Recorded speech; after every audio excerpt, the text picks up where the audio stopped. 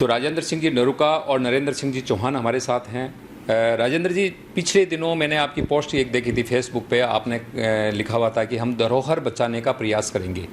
तो ये क्या है? आपने कोई धरोहर फाउंडेशन नाम भी एक लिखा हुआ था, तो ये धरोहर फाउंडेशन क्या है आपका और इसमें क्या उद्देश्य है आपके? आज की तारीख में विरासत पर आंच आ रही है। ये तो आप भी देख रहे हैं, आप सोशल मीडिया से भी जुड़े हैं और वैसे भी जागरूक हैं। ये जो हम पिछले दिनों लगे रहे कि पढ़ते रहो, नौकरी कर लो, ये कर लो, ऐसे संभाल लो, आगे बढ़ो, कुछ नहीं रखा इतिहास में क्या रखा है, ये उसका दुष्परिणाम है। इतिहास प्रेरणा देता है, लेकिन इतिहास कोई ऐसी चीज नहीं है कि अपने आप सुरक्षित रह सकता है।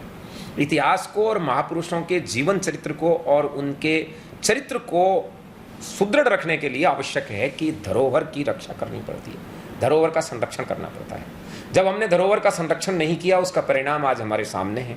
आज हमारे महापुरुषों की जातियां बदल रही हैं, श्री राम और कृष्ण तक को लोग गाली दे रहे हैं और कहीं न कहीं पूरी धरोहर खतरे में नजर आ रही है। धरोहर फाउंडेशन नाम से हमने एक ऐसी संस्था बनाने का प्रयास किया है कि जिसमें हम लाखों लोगों को जोड़कर धरोहर को संरक्षित करने के लिए एकजुट होकर कमर कसने के लिए प्रयास करें। इसकी एक माध्यम होगा कि आज की तारीख में हम देख रहे हैं कि लोग पढ़ते नहीं हैं। पुस्तक तो बहुत हैं, काफ़ी पुस्तक और पत्र पत्रिकाएं होती हैं। अब समाचार पत्र भी कहीं आपको टेबल पर नज़र नहीं आता, कारण कि अब लोगों को डिजिटल युग में सारी चीज़ बनी बनाई चाहिए। वैसे भी किसी चीज़ को आँख से पढ़ने के बजाय हम किसी पुस्तक को पढ़कर कोई कहानी नरेट करें, इसके बजाय यदि उसको विजुलाइज किया जाए, फिल्माया जाए, फिल्मांकन किया जाए, तो वो 300 गुना ज़्यादा प्रभाव छोड़ती है। धरोहर फाउंडेशन के तहत हम छोटी छोटी इस तरह की हमारी ऐतिहासिक और धरोहर की चीज़ों को सप्रमाणिक तथ्य के साथ सबके सामने प्रस्तुत करने का प्रयास करेंगे। प्रयास है, सबका सहयोग रहेगा, लोग जुड़ रहे हैं तो निश्चित रूप से हम इस पर आगे बढ़ेंगे और जैसा जब जिसके सहयोग की अपेक्षा होगी उससे सहयोग लिया जाएगा। और जब ये धरोहर फाउंडेशन का सबसे ज़्यादा इसका जो रोल है वो है चीज़ों को जनता के सामने प्रस्तुत करना, तथ्य सहित और प्रमाण सहित। जब सत्य सामने होता है तब असत्य की तरफ कोई नहीं जाता। यही प्रयास है धरोहर फाउंडेशन का। तो इसके लिए मतलब आपके पास क्या, मतलब आप यूट्यूब का वीडियोज के माध्यम से यूट्यूब के ऊपर ये प्रचार प्रसार करेंगे? देखिए, ये आपने ठीक प्रश्न किया। हम देख रहे हैं कि टीवी चैनल्स, जो इलेक्ट्रॉनिक्स चैनल्स हैं, वो टीआरपी में बहुत पिछड़ते जा रहे हैं। बड़े से बड़े चैनलों की टीआरपी इतनी नहीं रही जितनी यूट्यूब पर लोगों की व्यूअरशिप है, रीच है। उसका परिणाम या उसका कारण समझ लीजिए, हम में से कोई भी अब टीवी की न्यूज़ नहीं देखता। हमारे पास सूचना आती है कि आज ये न्यूज़ आई है, फिर हम उसको यूट्यूब पर देखते हैं। सभी इलेक्ट्रॉनिक चैनल भी यूट्यूब पर चले गए हैं और अब घरों के अंदर केबल भी नहीं रहा।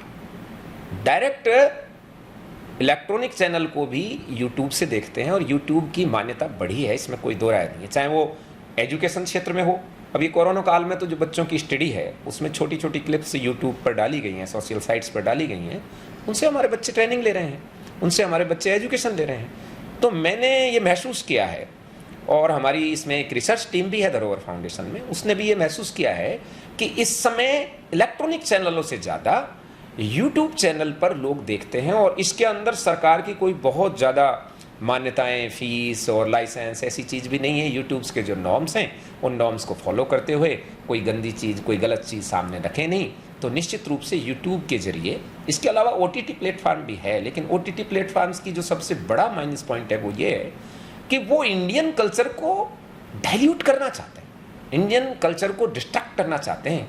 इसलिए आपने तांडव फिल्म देखी होगी, OTT फिल्म की ये सबसे भद्दे नमूना है। जैसे तांडव जैसी फिल्म है एक, जिसमें एक बिच का नाम शायद हमारी किसी महान देवी के नाम पर रख दिया था। इस तरह की OTT वाले जो फोर्ड फाउंडेशन से नियंत्रित हैं, वो तो ये चाहते हैं कि भारतीय कल्चर इतनी गंदी हो जाए कि ये लोग जो गौरवान्वित होते हैं सांस्कृतिक रूप से, परंपरागत रूप से, ये गौरव ही खत्म हो जाए। आप ये भी पूछना चाहेंगे कि ऐसा क्यों करते हैं? वो ऐसा इसलिए करते हैं कि उनका तो समाप्त हो ही चुका, तो उनको इन्फिनिटी कॉम्प्लेक्स होती है भारतीयों के साथ बैठने में। तो वो ये चाहते हैं यहाँ भी माँ और बेटे गाली काट कर बात करें। सीनियर आर्टिस्ट है डिम्पल कपाड़िया, और काफ़ी सीनियर आर्टिस्ट है हमारा ये सैफ अली खान, लेकिन दोनों माँ बेटे के रोल में भी गद्दी गाली बक रहे हैं तांडव फिल्म। देख तो नहीं सकते हम उस फिल्म को, लेकिन दिखाई जा रही है हमें। मतलब आप ये कहना चाहते हैं कि वो लोग अपने जैसा ही दूसरों को बनाना चाहते हैं? बिल्कुल, यही हकीकत है। क्योंकि यहाँ ये विषय नहीं है, लेकिन मैं जोड़ दूं, यदि नेहरू जी की अनुशासन इंदिरा जी पर रह जाता और वो फिरोज खान या फिरोज गांधी के साथ उनका निकाह नहीं होता, या विवाह कह लो उसको, क्योंकि उन्होंने आर्य समाज में आ गए थे, क्योंकि पारसी तो अपने समाज में किसी दूसरे जाति वाले को आने नहीं देते हैं, दूसरे समाज वालों को नहीं आने देते। यदि वो अंतरजातीय विवाह नहीं करती, अंतरधर्म में विवाह नहीं करती, तो संभवतः नेहरू जी ऐसा विधान बना जाते कि जो व्यक्ति इंटरकास्ट मैरिज करे, अंतरधर्म विवाह करे, वो मान्य नहीं हो।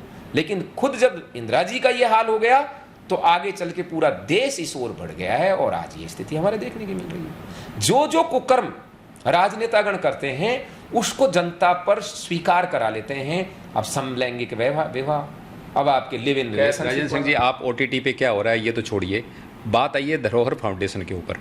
तो धरोहर फाउंडेशन का पहले तो जो आपका YouTube चैनल और Facebook पेज होगा वो क्या धरोहर फाउंडेशन के नाम से होगा या उसका कोई और नाम होगा, और उस पर आप किस तरह के कंटेंट डालेंगे? देखिए, नाम धरोहर तो उसमें जरूर होगा। अब वो धरोहर फाउंडेशन होगा, धरोहर सिनेमा होगा, धरोहर क्या होगा, ये अभी तय नहीं हुआ है। हमारी गवर्निंग बॉडी है और फिर जनरल बॉडी ये निर्णय लेगी। लेकिन उस पर जो कंटेंट्स हैं वो इस ढंग से पेश किए जाएंगे ताकि भारतीय संस्कृति, भारतीय गौरव और भारत का जो हेरिटेज कल्चर है वो जनता के सामने बिल्कुल प्योर तरीके से तथ्य सहित सामने रखा जाए, जिससे कि हमें भारतीय होने पर ही गर्व हो। हमारी संस्कृति पर, हमारे इसमें गौरव के जो पल हैं उनको सामने रखा जाएगा, ताकि हमारे लोग सिकंदर के बजाय पौरस को महान कहें, चंद्रगुप्त मौर्य को महान कहें, हमारे लोग अकबर के बजाय महाराणा प्रताप को महान कहें, उनको महान कहें जिन्होंने महानता के अपने जीवन के अंदर जिया है। तो धरोहर फाउंडेशन के दूसरे सदस्य नरेंद्र सिंह जी चौहान भी हमारे साथ हैं। चौहान साहब, मुझे इन्होंने जैसे बताया कि कंटेंट वगैरह की सारी बात हो गई, लेकिन इस चीज़ के लिए जो फाइनेंस की जो व्यवस्था होगी, क्योंकि इस तरह से जो वीडियोस बनाने के लिए गाड़ियाँ चाहिए, कैमरामैन चाहिए, पूरी टीमें चाहिए, जगह जगह उनको जाना पड़ेगा, तो इसका फंड काफ़ी, इसका खर्चा मतलब खर्चीला काम है ये। तो इसके फंड की क्या व्यवस्था है आपके पास?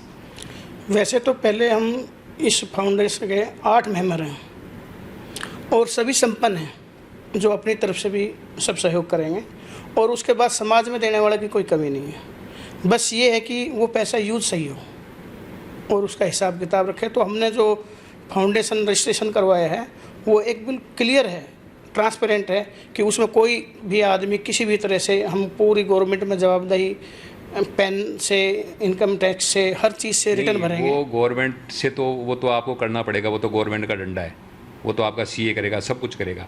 लेकिन बात यह है कि समाज आपको किस आधार के ऊपर आपको डोनेशन देगा? हम समाज में जब कोई अच्छा काम करेंगे, समाज के लिए ही काम कर रहे हैं, तो हमें इतना विश्वास है, सभी हमारे मेंबर बहुत ही अच्छे हैं और अच्छी तरह से काम करेंगे, तो समाज उनके कहने से पैसा देगा। तो आप थे धरोहर फाउंडेशन के फाउंडर मेंबर राजेंद्र सिंह जी नरूका और नरेंद्र सिंह जी चौहान।